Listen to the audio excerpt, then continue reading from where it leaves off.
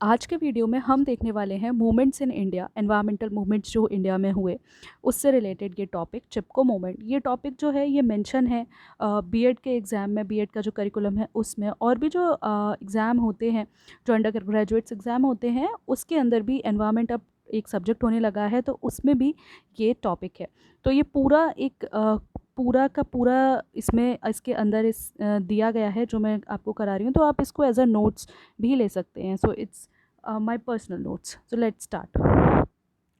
तो एक्चुअली चिपको मूवमेंट हुआ कहाँ था और क्या था?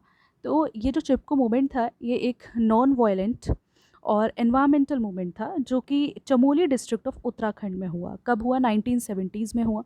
1970s के अंदर एक एनवायरमेंटल मूवमेंट होता है। कहाँ होता है? उत्तराखंड के अंदर होता है, और उसी को नाम दिया जाता है चिपको मूवमेंट या फिर चिपको आंदोलन। चिपको से मतलब क्या होता है हम सबको पता है, टू हग, हग करना या क्लिंग करना इन हिंदी में, है ना, which symbolises the act of hugging trees to protect them being cut down. तो ओवरऑल कहने का मतलब ये है कि जो लोग थे उन्होंने ट्रीज़ को हक कर लिया कि उनको कट डाउन ना किया जाए। ठीक है, तो ये था चिपको मूवमेंट कि ट्रीज़ को बचाने के लिए लोगों ने उसको हक कर लिया कि लोग जो गवर्नमेंट ऑफिसर्स आ रहे हैं, जो प्राइवेट फैक्ट्रीज़ आ रही हैं उनको कट करने के लिए, वो उसको कट ना करें। ठीक है, अभी हम बहुत अच्छे से पढ़ेंगे। और ये जो मूवमेंट है ये स्टार्ट होता है मार्च 26 में रेनी विलेज में, चमोली डिस्ट्रिक्ट में, वहाँ पर जहाँ पर ये जो है मूवमेंट वो स्टार्ट होता है। ठीक है, आगे देखते हैं अब ये मूवमेंट आखिर स्टार्ट हुआ कैसे, और एक बैकग्राउंड हमें ज़रूर पता होना चाहिए कि मूवमेंट कैसे हुआ। कई बार कहीं लिखा मिलता है आपको कि रेनी विलेज में हुआ, कहीं कुछ और नाम लिखे मिलते हैं, तो आज हम उसको पूरा क्लियर कर लेते हैं।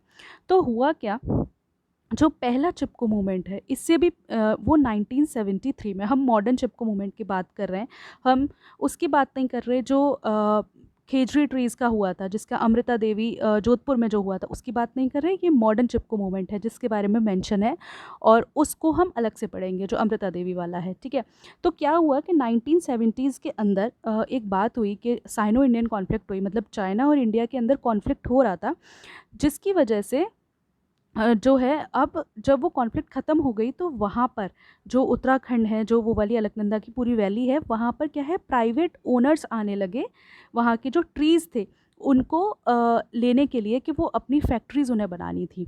ठीक है, तो जो पहला चिपको प्रोटेस्ट था वो occurred near the village of Mandal, Mandal गांव था सबसे पहला जो है वो वहीं से हुआ था, अपर अलकनंदा वैली में, अप्रैल 1973 में। ठीक है, तो रेनी विलेज में सबसे पहले नहीं हुआ, सबसे पहले अलकनंदा वैली के मंडल विलेज में हुआ था। ठीक है, उसके बाद विलेजर्स को क्या हुआ, इसके तहत यहाँ पे क्या हुआ था कि जो विलेजर्स थे उनको, जो वहाँ के अब ट्रेडिशनल है, ट्राइब्स हैं, वो तो ट्रीज़ के ऊपर डिपेंडेंट हैं, जिसकी वजह जिससे वो अपने एग्रीकल्चर के टूल्स बनाती हैं, लेकिन उनके लिए ना वो डिनाई कर दिया।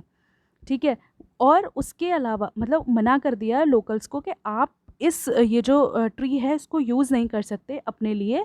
और क्या किया गवर्नमेंट, और फिर जो स्पोर्ट फैक्ट्री थी, जो स्पोर्ट्स फैक्ट्री वहाँ आने वाली थी उनके लिए, मतलब बैट बना लो, हॉकी बना लो, उनके लिए जो है वो इन्होंने एक वो दे दिया, उनके लिए इन्होंने एक लाइक अलॉट कर दिया कि आप लोग यूज़ कर सकते हैं, लेकिन ट्रेडिशनल्स को मना कर दिया।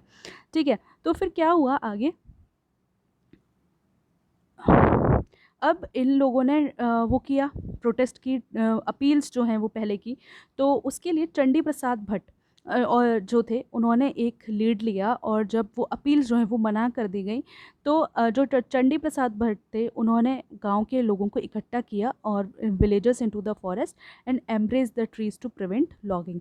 ठीक है, लोगों को उन्होंने क्या किया, पेड़ को हक कर लिया, ट्रीज़ को हक कर लिया और काटने से रोक दिया। ठीक है, तो after many of those protest the government cancelled the company's logging permit and granted the original allotment requested by DGCM। DGCM एक ऑर्गेनाइजेशन थी जो चंडी प्रसाद भट्ट ने बनाई थी। ठीक है, तो क्या हुआ यहाँ पे यही हुआ, sorry please give me a second, या सो क्या हुआ यहाँ पे कि लोगों के मूवमेंट की वजह से इसका रिज़ल्ट क्या आया, इसका रिज़ल्ट यही आया कि जो लोग थे उनको अब जो स्पोर्ट मैन्युफैक्चरर्स आ रहे थे उनके जो अलॉटमेंट थे वो डिनाई कर दिए गए। ठीक है, उसके बाद अब ये 1970s में हमने देखा सबसे पहले मंडल विलेज में हुआ। अब ये जब बात और गाँव में पहुँची, ठीक है, तो वहाँ पे एक और गाँव था जिसका नाम है रेनी विलेज, राइट। तो रेनी विलेज के अंदर जब मंडल की सक्सेस हो गया तो डीजीसीएम के वर्कर, हमने बताया डीजीसीएम एक ऑर्गेनाइजेशन थी जो इसी काम के लिए बनाई उन्होंने, और सुंदर लाल बहुगुणा एक लोकल एनवायरमेंटलिस्ट थे। इन्होंने क्या किया, इन्होंने लोगों को बताना शुरू किया कि चिपको टैक्टिक्स क्या हैं, कि ट्रीज़ को हग करना है, ये सब इन लोगों ने लोगों को बताना शुरू किया, ठीक है। तो फिर क्या हुआ कि जब 1974 में जब ये डिसाइड कर लिया गया कि 2000 ट्रीज़ जो हैं उनको अब गिराया जाएगा, तो क्या किया, ये देखिए ये फ़ोटो लगा रखा है, हक कर रखा है लोगों ने। तो क्या किया इन्होंने कि अब जब उन्हें पता चला कि 2000 ट्रीज़ जो हैं वो फेल होने वाले हैं, तो एक डेमोन्स्ट्रेशन किया गया, ठीक है। स्टूडेंट लेड डेमोन्स्ट्रेशन हुआ, मतलब लोग धरने पर बैठे। तो फिर क्या किया, गवर्नमेंट ने सम्मान किया वहाँ के आदमियों को, सिर्फ मैन को, ठीक है। मैन को बुलाया और उनसे कहा कि आपको कंपनसेशन हम दे देंगे। तो अब क्या हुआ, मैन तो चले गए और गाँव में कौन रह गई, विमेन रह गई, ठीक है। तो क्या हुआ कि मैन से तो मिल लिए लेकिन वुमेन से नहीं मिले। तो जो वुमेन की एक लीडर निकल कर आती हैं, गौरा देवी, और वो रिफ्यूज़ कर देती हैं कि हम जो फॉरेस्ट है उससे बाहर नहीं निकलेंगे, and eventually force the loggers to withdraw. और जो लॉगर्स थे उनको वापस जाना पड़ा, मतलब जो भी कॉन्ट्रैक्टर्स आए थे उनको वापस जाना पड़ा, राइट। फिर क्या हुआ, the action in Reni prompted the state government to establish, और उसका क्या रिजल्ट हुआ कि स्टेट गवर्नमेंट को एक कमेटी बनानी पड़ी, और एक डिफॉरेस्टेशन के लिए कि क्या हुआ क्या नहीं हुआ, और मतलब कमर्शियल लॉगिंग के लिए ये सब चीज़ें बनाया गया, और 10 साल का बैन जो है वो कमर्शियल लॉगिंग पे लगा दिया गया, ठीक है। तो ये तो हम जो मेन सुनते हैं ये वो है, लेकिन हम देखते हैं कि 160 विलेजेस तक ये जो छोटे बड़े सब तरीके की वहाँ पे 1970s में मूवमेंट हुए थे, ठीक है। चिपको मूवमेंट काफ़ी बड़ा है, तो उस वक्त पे बहुत मूवमेंट हुए थे, लेकिन ये काफ़ी बड़ा है। तो ये एक बैकग्राउंड आपको समझ में आ गया, तो आपको समझ में आ गया होगा कि गौरा देवी कहाँ से आई, चंडी प्रसाद भट्ट कहाँ से आए, हमें काफ़ी कन्फ्यूजन हो जाता है, राइट। आई थिंक ये क्लियर है। तो अब चलते हैं आगे।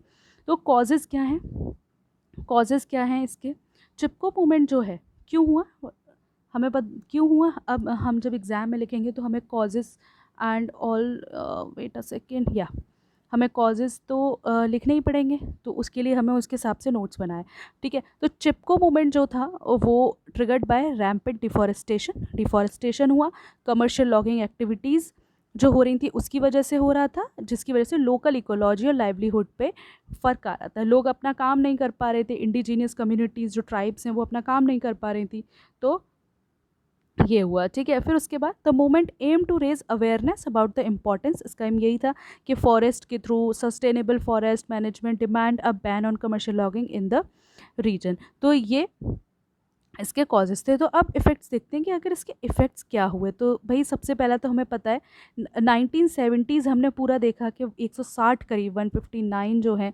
वो छोटे बड़े प्रोटेस्ट होते हैं। तो एक अपील जब सुंदरलाल बहुगुणा ने Indira Gandhi honourable prime minister Indira Gandhi के सामने की, तो 15 साल का बैन जो है वो कमर्शियल फेलिंग पर लगा दिया गया, और हिमाचल प्रदेश और उत्तराखंड में भी सबसे ज़्यादा ये बैन्स लगाए गए। So it is a very important effect, और फिर हम इसके अलावा आगे कुछ जनरलाइज्ड भी इसके इफ़ेक्ट्स देखेंगे, ठीक है। तो सबसे पहला तो भाई मोस्ट इंपॉर्टेंट यही है कि conservation of forest, right. Conservation ही किया था उन्होंने, बैन लग गया तो कंजर्वेशन ही हुआ। तो movement played a crucial role in raising awareness about the importance of forest, the need for their conservation, और इकोलॉजिकल, इकोनॉमिक और सोशल बेनिफिट्स भी इन्होंने बताए थे कि फॉरेस्ट के क्या होते हैं, और इसकी वजह से गवर्नमेंट और पॉलिसी मेकर्स को मोर अटेंटिव होना पड़ा था, है ना। हमने देखा कि इंदिरा गांधी ने बैन लगाया और पॉलिसीज़ में भी बहुत सारी चीज़ें चेंज आई, ठीक है। नेक्स्ट देखते हैं दूसरा क्या था। दूसरा था कि कम्युनिटी एम्पावरमेंट भी किया। अब यहाँ से हमें पता चला कि लोग अगर एक साथ मिलकर आएँ तो फिर कितने चेंजेस आ सकते हैं। तो चिपको आंदोलन empowered local communities, especially women, by involving them in the decision making process regarding natural resources, ठीक है। तो इन्होंने जो लोकल कम्युनिटीज़ थी, स्पेशली वुमेन, हम पता है इस मूवमेंट को एक वुमेन लेड मूवमेंट भी कहते हैं, ठीक है। तो it recognise the rights of individual women, इन सब के राइट्स को यहाँ पे भी इन्होंने एम्पावर किया। सो द मूवमेंट फोस्टर्ड एक सेंस ऑफ ओनरशिप भी और responsibility among the local population towards the forest. वहाँ पे इस मूवमेंट से ना एक कम्युनिटी के अंदर ये भी आया कि हाँ हम रिस्पॉन्सिबल हैं और ये हमारा फॉरेस्ट है, ठीक है। तो अगर हम किसी चीज़ के लिए प्रोटेस्ट करते हैं तो इसी अपने लिए ही तो करते हैं, तो एक सेंस ऑफ ओनरशिप भी यहाँ पे इस्टेब्लिश होती है। नेक्स्ट देखते हैं, कुछ सस्टेनेबल डेवलपमेंटल प्रैक्टिसेस भी इस्टेब्लिश होती हैं। तो मूवमेंट ने प्रमोट किया कॉन्सेप्ट ऑफ सस्टेनेबल डेवलपमेंट, है ना। एनवायरमेंटली फ्रेंडली प्रैक्टिसेस यूज़ करें, डिस्ट्रक्टिव एक्टिविटीज़ को बंद करें, कमर्शियल लॉगिंग को बंद करें, ठीक है। आगे देखते हैं, आगे एनवायरमेंटल मूवमेंट पे भी इन्फ्लुएंस आया। चिपको आंदोलन का प्रोफाउंड इन्फ्लुएंस जो है ऑन एनवायरमेंटल मूवमेंट्स ग्लोबली, हर जगह इसका इन्फ्लुएंस हमें देखने को मिला। इसकी और सबसे बड़ी बात कि ये एक नॉन वायलेंट था, रेजिस्टेंस था, ग्रास रूट एक्टिविज़म था, और वुमेन का पार्टिसिपेशन जो था इस तरीके के, और वुमेन के पार्टिसिपेशन की वजह से इस तरह की जो पार्टिसिपेशन है मूवमेंट्स हैं वो और इंडिया में होने लगे, उनको और मिलने लगा कि हाँ हम भी कर सकते हैं। उसके बाद पॉलिसी में भी चेंजेस आए, आप इसको लिख सकते हैं अपने नोट्स में ना, तो ये पूरा नहीं पढ़ रही हूँ मैं।